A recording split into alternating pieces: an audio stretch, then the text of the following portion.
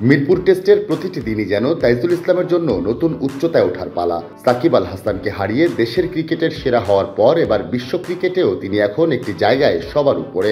বাঁহাতি স্পিনে 250 উইকেটের মাইল ফলকে তিনি পৌঁছে গেলেন টেস্ট ইতিহাসের সবচেয়ে দ্রুততায়। এই রেকর্ডে অবশ্য তিনি একা নন, তিনি স্পর্শ করেছেন বাঁহাতি স্পিনের গ্রেট এবং বাংলাদেশের সাবেক স্পিন বোলিং কোচ রঙ্গানা হেরাতকে। টেস্ট ইতিহাসে বাঁহাতি স্পিনে সবচেয়ে কম টেস্টে 250 উইকেট নেওয়ার কীর্তি এখন যৌথভাবে এই দুইজনের। 57 টেস্টে এই ঠিকানা ছুঁলেন তাইজুল, হেরাথেরও লেগেছিল 57 টেস্ট। এমনকি ইনিংসের দিক থেকেও দুজন এখন পাশাপাশি। 250 উইকেট পর্যন্ত যেতে 102 ইনিংস লেগেছিল হেরাথের, তাইজুলেরও ঠিক সমান ইনিংসই লাগলো।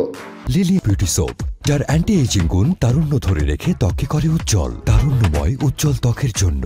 রিমার্ক। ম্যাচের পঞ্চম দিনটি তাইজুল শুরু করেন 249 উইকেট নিয়ে। দিনের প্রথম উইকেটটি পেতে বেশ কিছুটা সময় অপেক্ষা করতে হয় বাংলাদেশকে। অবশেষে দিনের চতুর্দশ ওভারে তাইজুলের হাত ধরে আসে উইকেট।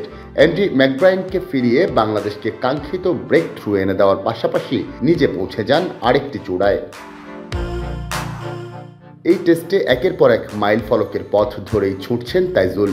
প্রথম ইনিংসে 4 উইকেট নিয়ে স্পর্শ করেন সাকিব আল হাসানের উইকেট সংখ্যা। শনিবার দ্বিতীয় ইনিংসে সাকিবকে টপকে হয়ে যান দেশের সফলতম টেস্ট বোলার।